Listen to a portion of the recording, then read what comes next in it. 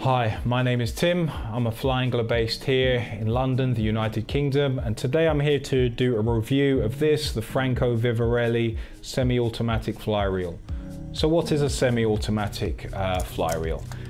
They are reels that have an internal mechanism that can be triggered via the handle that in effect reels in excess line. So why would you use a reel like this? Firstly, they help speed up the process of actually fishing, making your sessions more efficient, and you can also help in the middle of a drift sort of use them to do a bit of line control. So let's give some example. You're fishing dry fly, you've cast out, and let's just say next cast you're going to fish at much shorter range.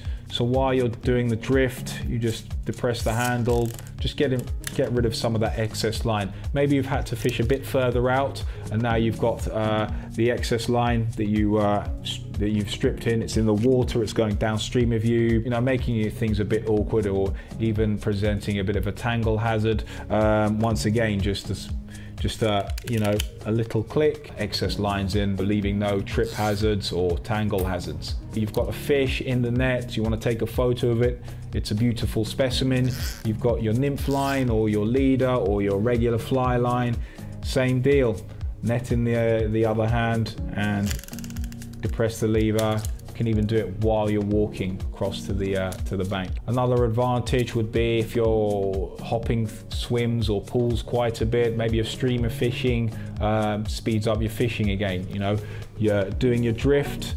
Let's just say you're going to move, so while you're stripping the line, you can just, with your pinky finger, depress the lever, fly in, hook in, depress the lever again, take up all the excess, all the excess rather, and while you're even walking. So for those who want to be efficient at their fishing, which will lead to you catching more fish, these are a fantastic addition to your fishing. I must stress that they're mostly for sort of light use, so a general fly fishing on rivers here in the United Kingdom.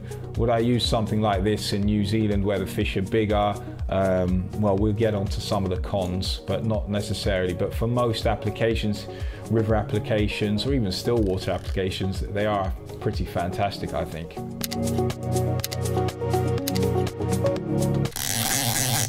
So let's just talk about the construction. Not a great deal to sort of say about them. So the design is pretty utilitarian, nothing flash about them. They're manufactured from carbon fiber, so they are pretty resistant to abuse. I've dropped these, scraped it across gravel. As I said, they're no able, so they're just workhorse reels. So they just withstand quite a bit of abuse pretty well. As far as the internal mechanism goes, they're fairly simple. Anybody with half a brain can look inside and see how the reel works. Furthermore, with a couple of basic tools, you can service them yourself. Another great thing about these reels, similar to Danielson reels actually, is that you can buy spares for them. Also, you can buy upgrades. Now let's just go back just a bit and talk about some of the spares. That's fantastic. How many modern mass-produced reels can you get spares for? Once something happens, the drag goes, that's it, the reel's finished, you may as well bin it. So these are a really environmentally friendly option as well, and something that you can own for many years as well. If we go forward again, you can get upgrades for them. So there are a couple of manufacturers who do third-party products for them. One called Lucky Burr, who sell handles for these. They don't have handles, we'll get to that later. They also sell spare spools, spool reducers if you're if you're nymphing and you don't need loads of backing. There's a manufacturer in Switzerland called Poe, I think that's their name. They sell not only spare spools, but actually a drag upgrade where you can put in an adjustable drag. So this takes us on to some of the quirks of these reels, or this reel rather. There's no functioning drag, adjustable drag rather. There is a drag that you preset with an Allen key. How it works mechanically is that there's a hole in the spool.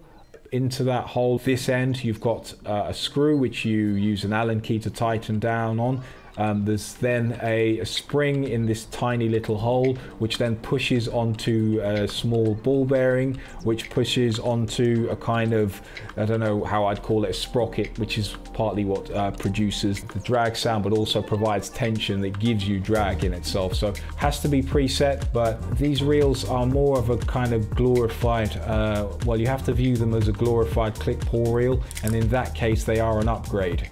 So the drag has quite a range of settings. I prefer to have it as loose as I possibly can, but without sort of the line coming off too easily. If I'm moving and I put the fly there, I don't want the line, you know, I want to be able to have enough tension there to stop too much slack when I'm moving between swims, also to prevent too much backlash and line coming off and causing tangles.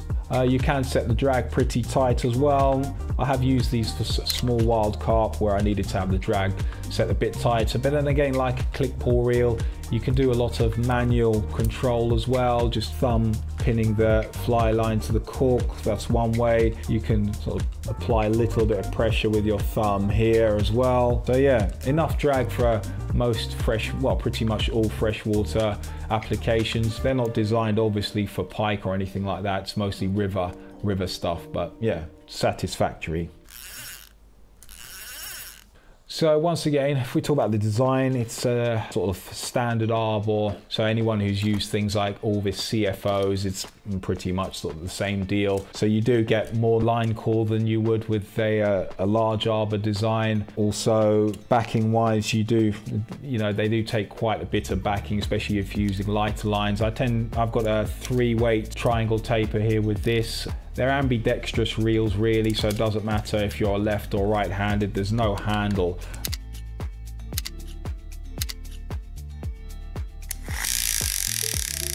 So let's talk about some of the quirks of these reels. They are a bit eccentric, so to speak, if you compare them to your regular manual reels. There's no handle on the reel, so I haven't had any issues playing relatively large fish, so 4-pound wild brown trout here in the UK, but obviously if you're consistently hooking in big fish, you might prefer to have a handle. As we said, the drag has to be preset. Also, when you set your rod up, your line has to be threaded between these two rollers, so the roller is there just to stop kinking the line. So sometimes it does help to have a baiting needle to help thread, just makes it the threading of the line through these two holes just a bit easier, but relatively minor. Also, if we talk about the reel seat foot with this, which is the updated version, the reel seat foot is a bit thin. So in this rod here, my nymphing rod, Orvis Recon 10-foot 3-weight, it's a bit thin, so I've had to put some tape around it. Conversely, the early generation, first generation, it's a bit too thick for this rod, but for my stream flex here, it's perfect. So if you're using a Recon, just beware that it is quite thin with the version that you can still buy. So they are quite lightweight as well, being made of carbon fiber. So let's talk about some of the cons, things to be aware of. You do have to apply some tension when you reel in some of the line, or just be mindful because you can get into some horrific tangles. You can get line coming through between the spool and the cage. I've had, particularly once you start getting into reeling in the actual leader itself onto the line, if your sessions come to an end, I've had some really bad tangles with it going behind the spool into the mechanism. Also, one thing to watch out for, and this is not just inherent to this reel but also to standard arbor designs, is your line can, if you reel in too tightly, get caught or slide between the fly line and the spool and go all the way down onto sort of the I don't know what you call it, the base of the spindle. Yeah, and they're kind of horrific, sometimes sort of no rescue tangle scenarios, so always beware when you're reeling in, that can happen. Also with the roller here, they've got they've got these gaps here, and nymphing line or very thin. If you, like me, you use level leaders for your Euro nymphing, they can get caught in between the rollers. Seldom happens really, but it is something to be mindful of. Also, if any of you guys pick up a second-hand first generation version. The spool is removed by this thumb screw, which can easily get lost, so not great. That's the difference between this and the updated version, which is just like a standard click pull in the way you remove it. Just got the lever, take it off and on. One thing to note is the internals are manufactured from some kind of stainless steel. It's not entirely corrosion proof.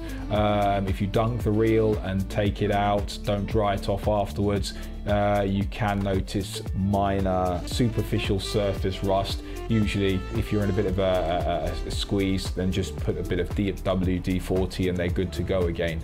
But yeah, it must be noted that they're not entirely rust proof.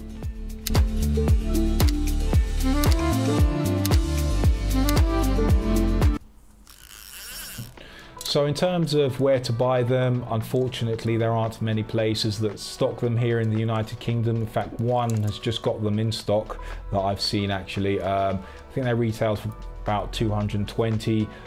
You can buy them from the continent, I think maybe even cheaper. Wave-In, I know someone in the United States who bought his through Wave-In. I think they're a Spanish-based company. I think they're maybe about 180 there, correct me if I'm wrong. You can pick them up used. They do come up on eBay, Facebook Marketplace occasionally. If you buy one and you don't like it, there is quite a good, healthy demand in the UK. Supply and demand, there aren't that many of them. There are quite a few people who do like using them as well, competitive guys based here in the United Kingdom. So yeah, if you don't like them, resale value is pretty good, especially if you buy one used. So who would I recommend this reel for? Anybody who wants to fish more efficiently and catch more fish. It's as simple as that. They're a real time-saving device that makes your time on the water more efficient, less tiring. There are lots of very small benefits to the reel. They're not a big game changer. So if you're just a pleasure angler, you're more of a contemplative guy or girl, they're not really going to change, add much to your fishing. But if you're like me and you want to try and be the best that you can be technically, they're brilliant. I own two now, got another one on the way. Yeah, for me also, in this day and age with so many of our products being throwaways, being able to service something yourself, buy spare parts yourself, I'm in love with them. Maybe you will be too.